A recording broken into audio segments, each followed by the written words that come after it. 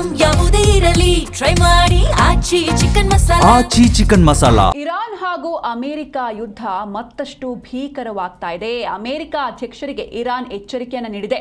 Hormuz ಜಲಸಂಧಿಯನ್ನು ನಾವು ಬಂದ್ ಮಾಡ್ತೇವೆ ಎನ್ನುವಂಥ ಎಚ್ಚರಿಕೆ. ಅದು ನೀವು ಕೂಡ ಟ್ವೀಟ್ನ ನೋಡ್ತಾ ಇದ್ದೀರಾ. ಅಮೆರಿಕಾದ ದಿಗ್ಬಂಧನ ಏನಿದೆ, ಆ ಕಂಟ್ರೋಲಿಂಗ್ ಏನಿದೆ, ಅದು ಕಂಟಿನ್ಯೂ ಆದರೆ ನಾವು ಕಠಿಣ ಕ್ರಮಗಳನ್ನು ಕೈಗೊಳ್ತೇವೆ.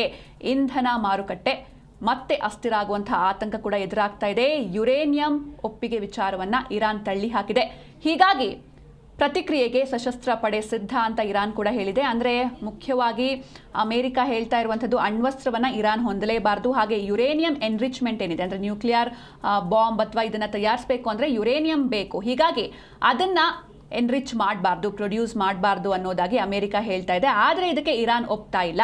ಯುರೇನಿಯಂ ಒಪ್ಪಿಗೆ ವಿಚಾರವನ್ನು ತಳ್ಳಿ ಹಾಕಿದೆ ಇರಾನ್. ಜೊತೆಗೆ ಹೋರ್ಮುಜ್ ಮೇಲೆ ಏನು ಅಮೆರಿಕ ಕಂಟ್ರೋಲ್ನ ತಗೊಂಡಿದೆ, ಅದು ಇದೇ ರೀತಿ ಕಂಟಿನ್ಯೂ ಆದರೆ ಕಠಿಣ ಕ್ರಮವನ್ನು ಕೈಗೊಳ್ಳಬೇಕಾಗತ್ತೆ ಅಂತ ಹೋರ್ಮುಜ್ ಜಲಸಂಧಿ ಬಂದ್ ಬಗ್ಗೆ ಎಚ್ಚರಿಕೆಯನ್ನು ನೀಡಿದೆ ಇರಾನ್. ಹಾಗೆ ಇದೇ ರೀತಿ ವಾತಾವರಣ ಅಥವಾ ಪರಿಸ್ಥಿತಿ ಮುಂದುವರಿತಾ ಹೋದರೆ ಇಂಧನ ಮಾರುಕಟ್ಟೆಯಲ್ಲಿ ಮತ್ತೆ ಅಸ್ಥಿರದ ಆತಂಕ ಎದುರಾಗ್ತಾ ಇದೆ. ಇರಾನ್ ಹಾಗೂ ಅಮೆರಿಕ ನಡುವಿನ ಉದ್ವಿಗ್ನತೆ ದಿನೇ ದಿನೇ ಗಂಭೀರವಾಗ್ತಾ ಇದ್ದು, ಅಮೆರಿಕ ನೌಕಾ ದಿಗ್ಬಂಧನ ಕಂಟಿನ್ಯೂ ಮಾಡಿದ್ರೆ ಜಾಗತಿಕವಾಗಿ ಅತ್ಯಂತ ಪ್ರಮುಖ ಸಾಗರ ಮಾರ್ಗವಾದ ಸ್ಟ್ರೇಟ್ ಆಫ್ ಹೋರ್ಮುಜ್ ಅನ್ನು ಮತ್ತೆ ಬಂದ್ ಮಾಡೋದಾಗಿ ಇರಾನ್ ಎಚ್ಚರಿಕೆಯನ್ನು ನೀಡಿದೆ.